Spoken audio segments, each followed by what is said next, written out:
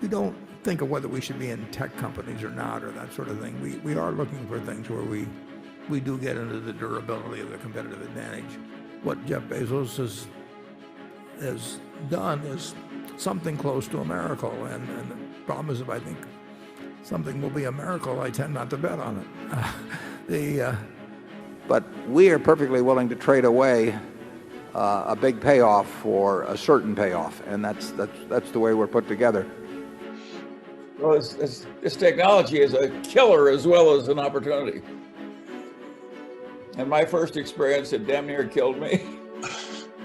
We've never lost that much money on any one investment, but it's the things that I knew enough to do that I didn't do. We have missed profits of as much as, maybe $10 billion in things. I've not felt the confidence that I was the best one to judge that in many cases. I made the wrong decision on Google and Amazon. Yeah, we have a wonderful system. If one of us is stupid in some area, so is the other. I've been to Google headquarters. They look to me like it looks like a kindergarten. There is no penalty in investing if you don't swing a ball that's in the strike zone, as long as you swing at something at some point, and eventually that you find the pitches you like. And tech companies have dominated the last couple of decades, and based on earnings posted this quarter, they don't show any sign of slowing down. But historically, Buffett has avoided investing in tech companies, and today we will listen to him explain why. I'm wondering about your interest in not just Apple, but all of the tech stocks like Amazon and Google, because you've avoided them, you stated in the past, because they're complicated, you should stick with something you understand.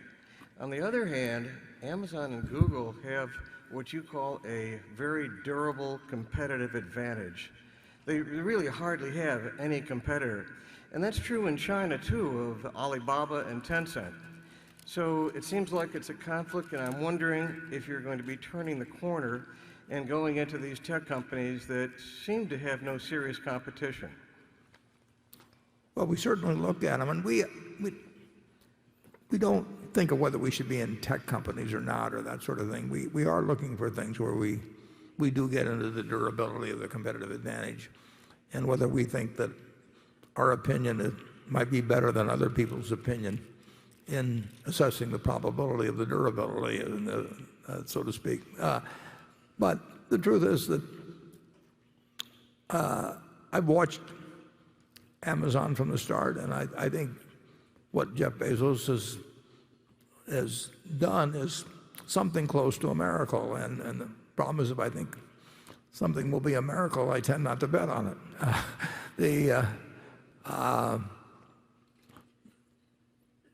It would have been better, far better, obviously, if I'd had some insights into certain businesses. But in fact, Bill Gates told me early on, that I think I was on Altivist, and he suggested I turn to Google. But the trouble is, I saw that Google was skipping past Altivist, and then I wondered if anybody could skip past Google. And I saw at Geico that we were paying a lot of money for something that cost them nothing incrementally. So we've looked at it, and I made a mistake in not being able to come to a conclusion where I really felt that at the present prices that the prospects were far better than the prices indicated. And I didn't go into Apple because it was a tech stock in the least. I went into Apple because I came to certain conclusions about both the intelligence with the capital would be employed, but more important, about the value of an ecosystem and how permanent that ecosystem could be and what the threats were to it and a whole bunch of things. And I don't think that required me to take apart an iPhone or something and figure out what all the components were or anything. It's much more the nature of consumer behavior and some things strike me as having a lot more permanence than others. But the answer is we'll miss a lot of things or I'll miss a lot of things that I don't feel I understand well enough. And there is no penalty in investing if you don't swing a ball that's in the strike zone, as long as you swing at something at some point, and eventually that you find the pitches you like. And that's the way we'll continue to do it. We'll try to stay within our circle of competence. And Charlie and I generally agree on sort of where that circle ends, and what kind of situations where we might have some kind of an edge in our reasoning or our experience or something, that where we might evaluate something differently than other people. But the answer is we're going to miss a lot of things. Charlie? Yeah, we have a wonderful system. If one of us is stupid in some area, so is the other. And of course, we were not ideally located to be high-tech wizards. How many people of our age quickly mastered Google? I've been to Google headquarters. They look to me like it looks like a kindergarten.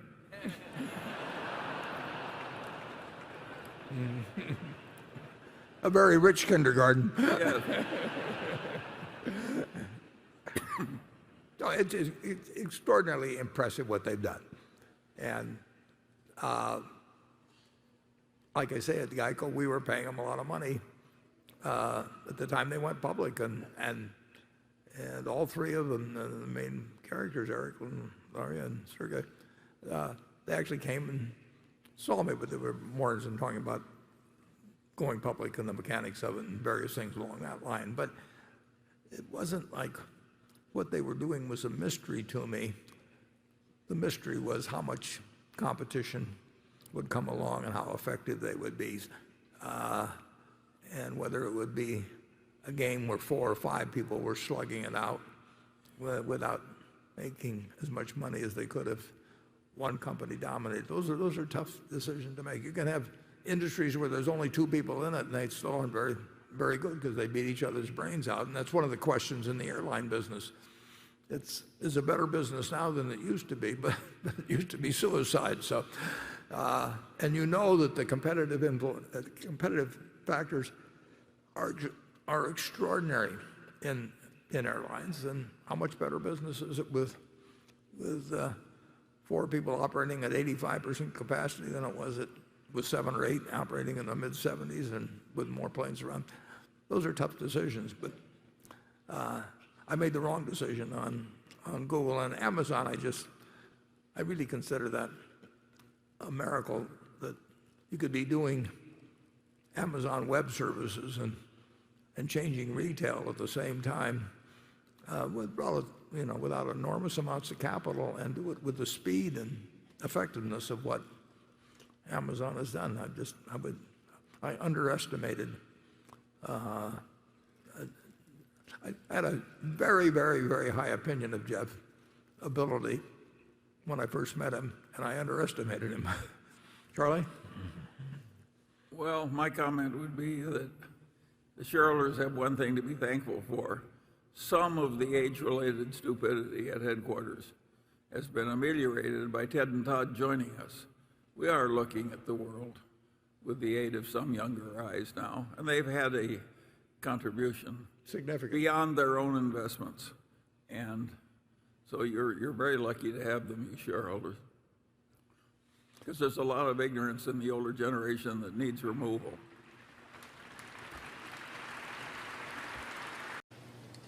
Mr. Buffett and Mr. Munger. Hi, my name is Daphne. I'm from New York, and I'm 9 years old. And I'm excited to be at the Berkshire meeting, and this is my 3rd year. Wow.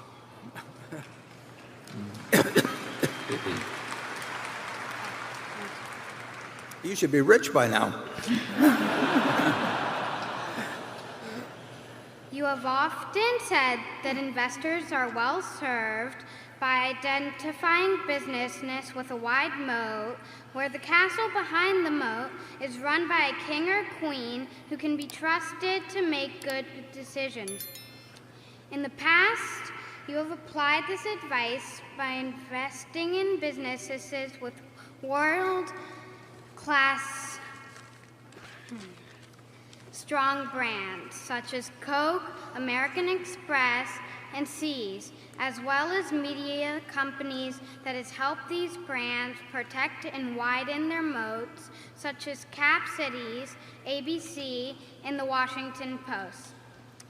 In the past, you have also generally avoided investing in technology companies, pointing out how quickly technology changes and how hard it is to build a circle of competence in it.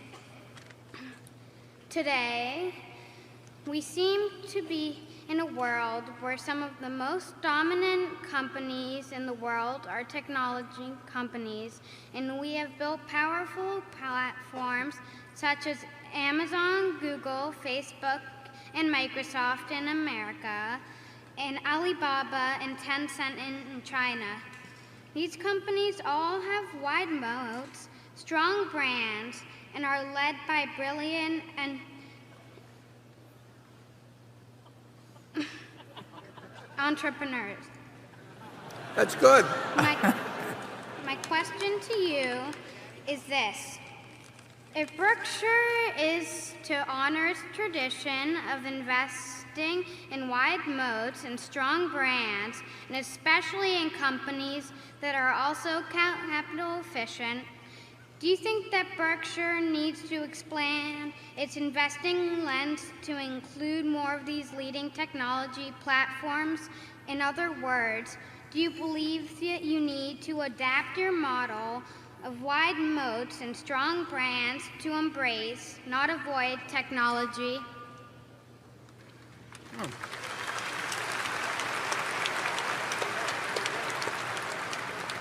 I think the answer is maybe. I think the answer is to put her on the board, and it'll bring down the average age enormously. We won't get criticized as much. You're exactly right in that we do like moats, and we used to be able to identify them in a newspaper that was the only newspaper in town, or in TV stations where we felt the dominant positions, and we felt the product was underpriced in terms of advertising. We saw it in brands sometimes, and it is true that in the tech world, if you can build a moat, it can be incredibly valuable. I've not felt the confidence that I was the best one to judge that in many cases. It wasn't hard to figure out who was winning at any given time or what their business was about, but there were a huge number of people that knew more about the game than I did, and we don't want to try and win at a game we don't understand. We may hire people, such as Ted and Todd, that are better at understanding certain areas of investing than I am, or maybe even Charlie is. But the principles haven't changed. You're right that some of the old ones have lost their moat, and you're right that there are going to be companies in the future that have them that will be enormously valuable, and we hope we can identify one every now and then, but we'll still stay within where we think we know what we're doing, and obviously we'll make mistakes even within that area. But we won't go into something because somebody else tells us it's a good thing to do. I mean, we are not going to subcontract your money to somebody else's judgment. You can take your money and follow somebody else's judgment, but we're not in the business of thinking that if we hire 10 people with specialties in this area or that it will lead to superior investment results. And we do worry that we could blow a lot of money that way. So we'll do our best to to enlarge the circle of competence of the people at Berkshire so that we don't miss so many. But we'll miss a lot in the future. We missed a lot in the past.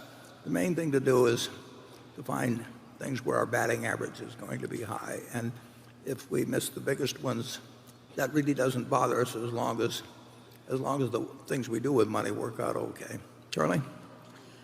Well, I think we've still got an awful lot of companies with big moats, and a lot of them are very, and some of our industrial brands were just incredibly strong in the niches we're in. So the Berkshire shareholders don't need to worry about we're just one big morass of unprofitability or anything like that. But we have not covered ourselves with glory in the new fields. We won't end up all in buggy whips, though, or anything of it. But it's a very good question, and it's what we focus on all of the time. And We're trying to improve. And we hope we see you back here for your fourth next year. Question on technology and company's biggest holding now. Given that Apple is now our largest holding, tell us more about your thinking. What do you think about the regulatory challenges the company faces, for example?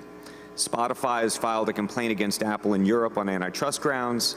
Elizabeth Warren has proposed ending Apple's control over the App Store, which would impact the company's strategy to increase its services businesses. Are these criticisms fair? Yeah. Well, again, we're not. I will tell you that all of the points you've made, I'm aware of, and I like our Apple holdings very much. I mean, it is our largest holdings, and actually, what hurts in the case of Apple is that the stock has gone up. And we'd much rather have the stock, and I'm not proposing anything be done about it, but we'd much rather have the stock at a lower price so we could buy more stock. And importantly, if Apple, I think they authorized another $75 billion the other day, but let's say they're going to spend $100 billion in buying in their stock in the next 3 years.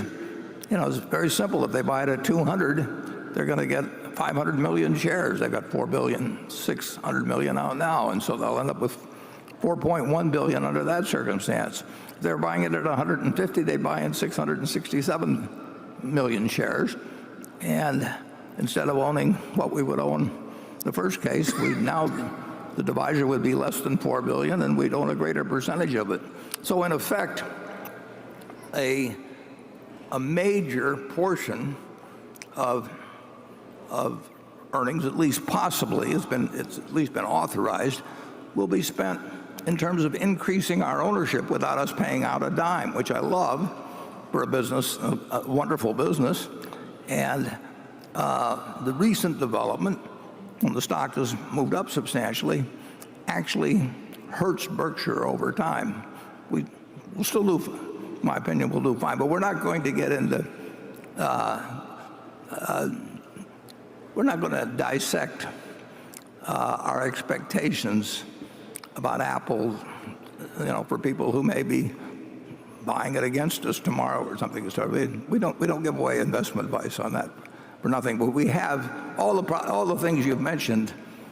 Obviously, we know about. We know we've got a whole bunch of other variables that we crank into it, and we like the fact that it's our largest holding. Charlie? Well, in my family, the people who have Apple phones, it's the last thing they'll give up. It's not a bad item to have. I know you like to buy into success stories, but you don't like to buy high tech. And it seems to me, say, in the case of Microsoft, that 10 years from now, they'll be doing software development, just like 10 years from now, Coke will be selling sugared water. And what I'm wondering is why you feel that way when it seems certain companies, high-tech companies, are predictable. And it also seems that in the early 90s, you mentioned you were going to buy a pharmaceutical company, which also seems like high-tech to me. So that's my question. Yeah, well, I think we said that with the pharmaceutical companies, we wouldn't have known how to pick out which one. We would have thought the industry as a group would do well. From those levels of 1993, you cannot buy high-tech companies at anything like at levels that are commensurate with the levels that the pharmaceutical companies were selling at in '93. I would, and getting to the first part of your question, I think it's much easier to predict the relative strength that Coke will enjoy in the soft drink world than the amount of strength that Microsoft will possess in the software world. That's not to knock Microsoft at all. If I had to bet on anybody, I'd certainly bet on Microsoft, bet heavily if I had to bet, but I don't have to bet. And I don't see that world as clearly as I see the soft drink world. Now, somebody that has a lot of familiarity with software may very well see it that way, and they're entitled to, if it's true they have superior knowledge and they act on it, they're entitled to make money from that superior knowledge. There's nothing wrong with that.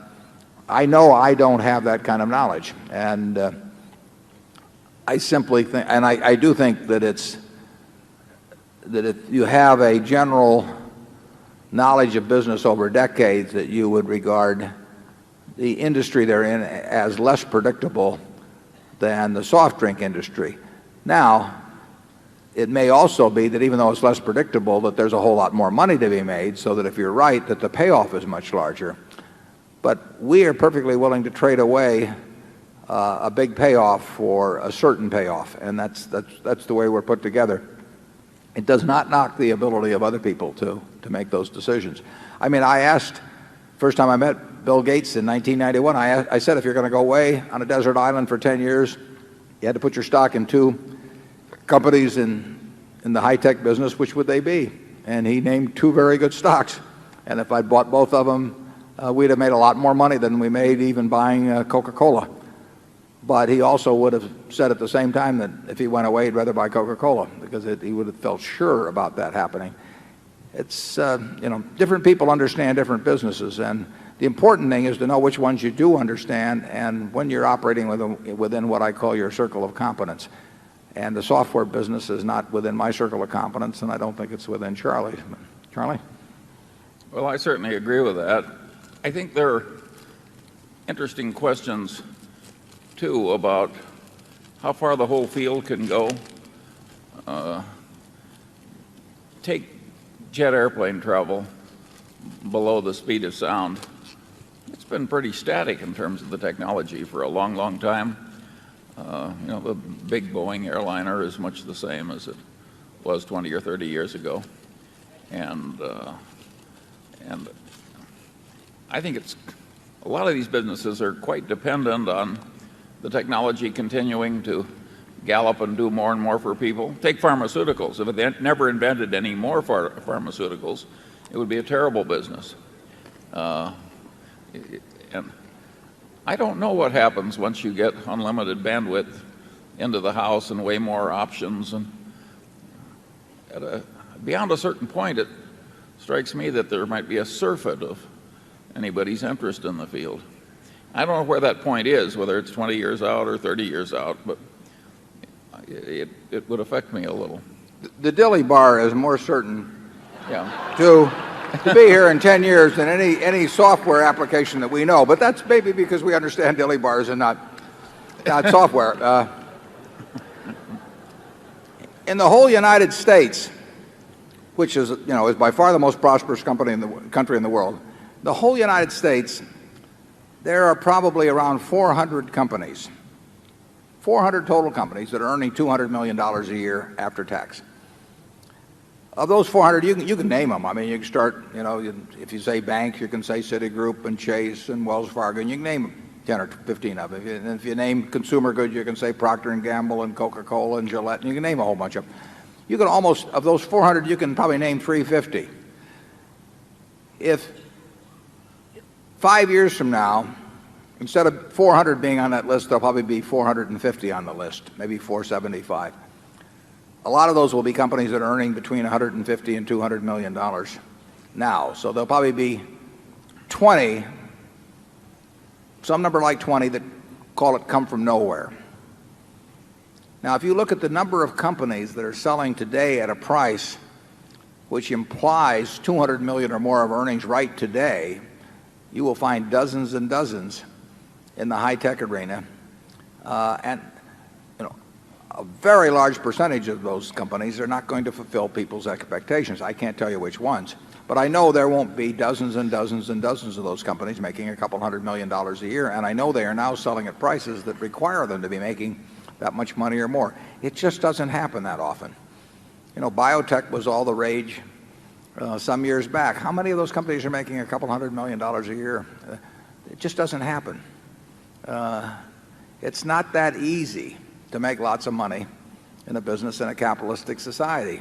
There are people that are looking at what you're doing every day and trying to figure out a way to do it better and to, you know, underprice you or bring out a better product or whatever it may be. And a few companies make it. But here in the United States, after all of these decades and decades and decades of wonderful economic development, we've got about 400 companies that have hit the level that would be required of a company that would have a market cap of $3 billion. And some companies are getting $3 billion of market cap the day they come out virtually. So there's some, you want to think about the math of all this. I did not make my fortune, by and large, on the cutting edge of technology. My first investment was my pitiful savings of a venturesome sort. I invested in a company right in Pasadena, and it was called William Miller Instruments. And I damn near lost all my money. It was hell on earth. We just barely squeaked out with a substantial outcome. And what did us in is that the oscillograph that we'd invented and we were so proud of, and we thought it was going to knock the world flat, somebody invented magnetic tape without telling me. And by the time we got that oscillograph ready to go to market, we sold three total in the whole world, whole country. So this technology is a killer as well as an opportunity. And my first experience, it damn near killed me.